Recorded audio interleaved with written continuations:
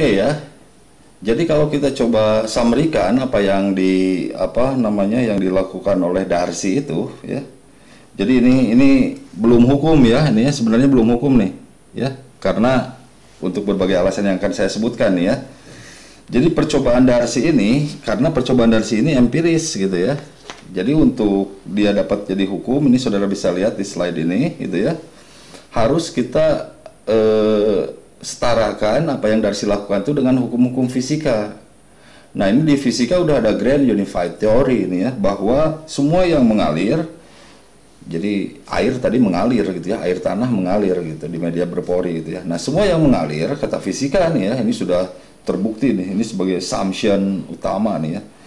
Jadi semua yang mengalir, baik dia panas, listrik gitu ya, dan hal-hal lainnya nanti kita lihat, itu diakibatkan oleh perbedaan potensial ya, seperti itu premis utama dari fisika tuh ya. Nah jadi kita tahu tadi percobaan Darcy itu kalau kita sampaikan menghasilkan ini, bahwa flux atau kecepatan aliran air tanah dalam media berpori itu berbanding lurus dengan K, konduktivitas hidrolik, dan berbanding lurus dengan dH per dl ya, seperti itu. Nah ini dinamakan sebagai gradien hidrolik. Nanti kita lihat ya, ini gradien hidrolik nih, hidrolik ya, dH per dl itu gradien hidrolik ya, seperti itu. Nah jadi nanti kita lihat nih ya, apakah hukum Darcy ini bisa apakah percobaan Darcy ini bisa berkesesuaian dengan hukum fisika yang sudah established ya, seperti itu. Nah apa yang bisa kita tes dari percobaan Darcy ini gitu ya. Nah kalau percobaan Darcy itu betul, jadi artinya bisa naik tingkatannya menjadi hukum Darcy gitu ya, bahwa kita harus analisis ini ya, bahwa Q sama dengan minus K. Nah ini ngomong-ngomong nih, minus ini kenapa minus? Karena air tanah mengalir dari H tinggi ke H yang lebih rendah ya, makanya tandanya jadi minus ya di sini nih, seperti itu. Nah jadi harus kita lihat gitu ya, harus kita observe kesesuaian antara hukum Darcy ini dengan hukum fisika, yang mana kalau kita analisis ini, kalau apa yang menyebabkan pergerakan air di sini gitu ya, kita tahu kalau kita pengen air bergerak, artinya apa nih? Artinya Q tidak boleh sama dengan 0 ya. Kalau Q tidak sama dengan 0, itu artinya apa? K jelas ya, bahwa K ini tidak ada satupun material geologi yang konduktivitas hidroliknya sama dengan 0. Itu sudah saya berikan kemarin. Berarti yang tidak boleh sama dengan 0 itu adalah gradien hidrolik jika kita ingin air bergerak gitu ya, seperti itu. Jadi dH per dl tidak boleh sama dengan 0 gitu ya. Nah implikasinya apa? Implikasinya bahwa H ini gitu ya, perbedaan H ini gitu ya, seperti itu, itulah yang mendrive pergerakan air gitu ya, seperti itu. Sehingga kalau ingin jadi hukum, harus kita analisis apakah H itu betul merupakan bentuk lain dari potensial. Ini yang harus kita analisis, ini nih yang harus kita analisis ya. Jadi jika kita ingin percobaan Darcy itu menjadi hukum, harus kita analisis bahwa H itu adalah bentuk lain dari potensial, sehingga berkesesuaian dengan hukum fisika ya. Oke ya. Nah sekarang coba kita lihat, ada yang sudah membuktikan hal ini, yaitu yang namanya King Hubbert. Jadi King Hubbert itu orang besar nih di geologi ya. Dia bicara mulai dari mechanics, thrust faulting, kemudian peak oil gitu ya, kemudian hydrodynamic trapping. Nah dia juga mencoba membuktikan apa yang Darcy lakukan gitu ya, apakah betul H itu merupakan bentuk lain dari potensial ya. Nah pembuktiannya ini disebut sebagai Hubbert's potential gitu ya. Nah Hubbert potential ini seperti apa? Nah ini saudara lihat nih, misalnya ya, ini kita punya titik P di sini gitu ya, seperti itu. Dan ini adalah datum kita gitu ya, seperti itu datum kita gitu ya. Nah kemudian ini ada elevasinya tadi sama ya, Z, pressure-nya P ini sama dengan rho G dikalikan C ya, yang tadi itu.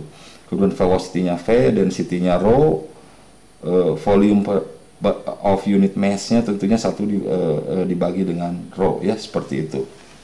Oke, jadi itu properti dari hidrolik dan fluidnya seperti itu gitu ya. Nah ini yang penting apa? Hubert melihat bahwa terdapat 3 komponen, jadi sebenarnya bukan Hubert, ini dari fisika ya, bahwa terdapat 3 komponen dari energi potensial ya, yaitu energi gravitasi yang pertama, kemudian yang kedua adalah energi tekanan fluida, kemudian yang ketiga adalah energi kinetik ya, seperti itu.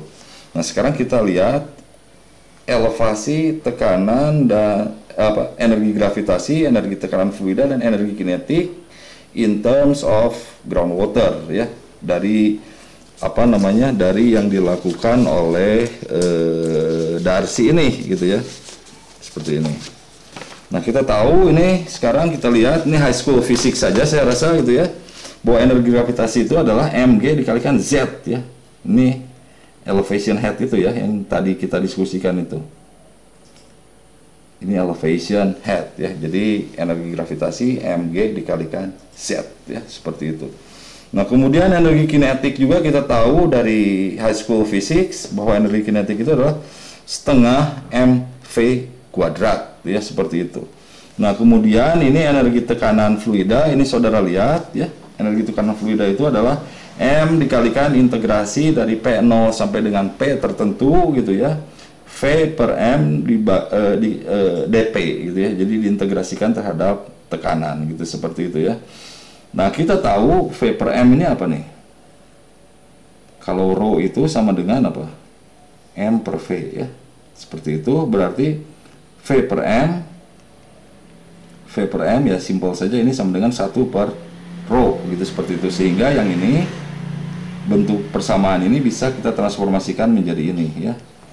Jadi M dikalikan integrasi dari P0 sampai dengan P dP per rho ya, seperti itu. Ingat, V per M yang ini adalah sama dengan 1 per rho ya, seperti itu.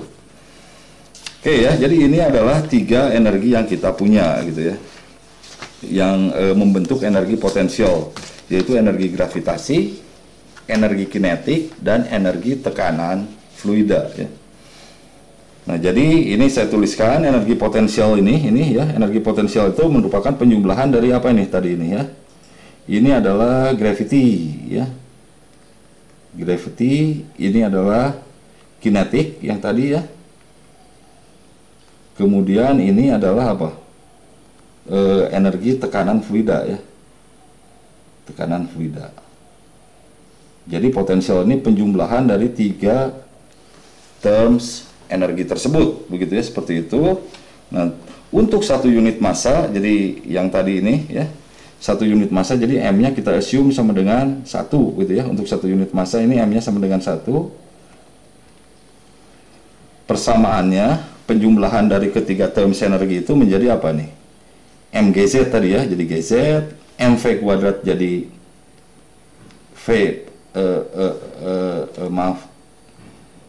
MV kuadrat tuh jadi ini V kuadrat per 2 nih ya, maaf ya, V kuadrat per 2. Kemudian ini tadi M integrasi dari P0 sampai dengan P dari dP per rho, M nya karena 1 jadi integrasi dari P0 sampai P dP per rho ya. Ini yang ketiga nih, ini adalah tekanan fluida itu gitu ya, seperti itu. Nah, jadi kalau saya tuliskan lagi ini supaya tidak terlalu rame, seperti ini ya. Ini adalah potensial fluida yang merupakan penjumlahan dari 3 terms energi tadi gitu ya. Nah, kemudian kalau kita bandingkan, ini 1, ini 2, ini 3 gitu ya. Nah, 2 ini ya, kontribusinya sangat-sangat kecil. Jadi energi kinetik itu sangat-sangat kecil kontribusinya terhadap potensial dibandingkan dengan energi gravitasi dan energi tekanan fluida. Sehingga ini bisa diabaikan gitu ya. Kalau dibandingkan dengan 1 dan 3, 2 ini sangat-sangat kecil gitu ya, seperti itu. Sehingga persamaan ini bisa kita lebih sederhanakan menjadi ini gitu ya, bahwa potensial itu sama dengan GZ ditambah integrasi dari P0 sampai dengan P dari dP per rho gitu ya, seperti itu gitu. Oke ya, jadi kita punya bentuk yang lebih sederhana seperti ini nih sekarang ya. Nah, bentuk yang lebih sederhana ini gitu ya.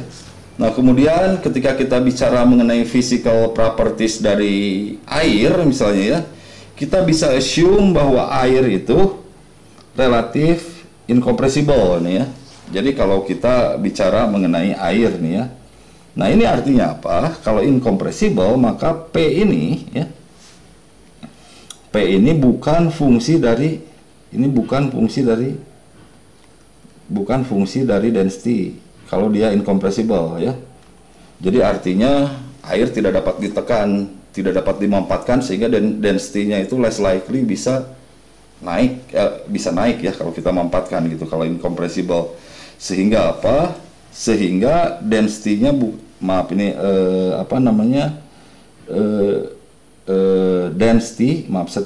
density bukan merupakan fungsi dari tekanan. Jadi tekanan kita aplikasikan berapapun terhadap air gitu ya, density tidak akan berubah gitu ya, karena yaitu tadi itu practically incompressible air itu ya, seperti itu. Nah, ini akibatnya apa? Akibatnya density ini adalah konstan ya. Jadi dia bisa keluar ke sini. Nah, kalau saya tuliskan lebih bagus jadi seperti ini nih ya. Jadi potensial itu sama dengan GZ, ini adalah elevasi ya, energi gravitasi, ditambah 1 per rho dikalikan integrasi dari dP dari P0 sampai dengan P gitu ya. Nah, ini gampang sekarang kita gitu ya. Integrasi dari dP dimulai dari P0 sampai dengan P apa? Ya tentunya ini P dikurangi P0 dibagi dengan ini ya. Untuk term yang energi potensial fluida gitu ya, seperti itu. Oke ya. Nah, jadi kita sekarang punya, kalau saya sederhanakan di sini ya, bahwa potensial itu, saya tuliskan lagi lah ya, potensial itu sama dengan apa? Sama dengan GZ ditambah P dikurangi P0 dibagi dengan rho ya. Saya kasih kotak nih ya, seperti itu. Nah, sekarang bentuk ini ya, ini kita coba gabungkan dengan Darcy nih, percobaan Darcy ya. Kita gabungkan dengan percobaan Darcy, jadinya seperti apa nih ya? Kayak gitu. Oke, dari percobaan Darcy kita tahu gitu ya. Ini Z, ini apa nih Z? Ini adalah elevation head ya, yang tadi itu.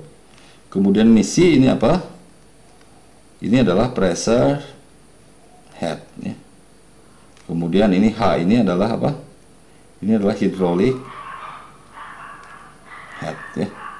Nah, kita tahu hubungannya secara grafis bahwa tadi udah kita diskusikan juga bahwa H itu sama dengan, atau hydraulic head itu sama dengan elevation head ditambah dengan pressure head gitu ya, seperti itu.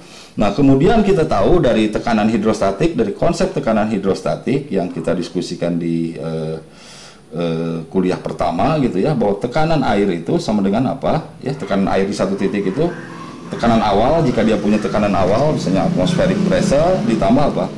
Rho G dikalikan C ya, dikalikan C itu apa nih? Tebal kolom air ya. Coba saudara lihat lagi kuliah mengenai hidrostatik ya. Ini adalah C ya, tebal kolom air itu gitu, seperti itu. Nah, atau secara grafis ini itu sama dengan apa nih? C itu sama dengan H dikurangi Z ya, dari sini nih ya, saudara lihat tuh. Jadi tekanan air bisa saya nyatakan dalam bentuk seperti ini. P sama dengan P0 ini ya, ditambah rho G, C nya ini saya nyatakan dalam bentuk hydraulic head, yaitu H minus Z ya, seperti itu kayak gitu. Oke ya. Nah, sekarang coba kita lihat ini yang tadi, yang percobaan Hubbard. Kemudian P-nya coba kita replace dengan ini gitu ya. Jadi seperti apa? Maka jadinya itu tensial itu adalah sama dengan GZ ditambah P ini. P ini kita ganti dengan ini ya. Dengan yang ini nih, kita ganti dengan yang ini. Jadi rho G H minus Z ditambah dengan P0 dikurangi P0, ini ada P0 di sini ya, dikurangi P0 dibagi dengan rho ya. Nah, ini apa? Ini kalau saudara lihat, ini hilang ya, seperti itu. Kemudian rho ini hilang dengan ini gitu ya. Jadi potensial itu sama dengan apa? Sama dengan GZ ya, ditambah apa nih? Ditambah ini kali ini ya, ditambah GH, terus dikurangi ini kali ini, dikurangi GZ ya.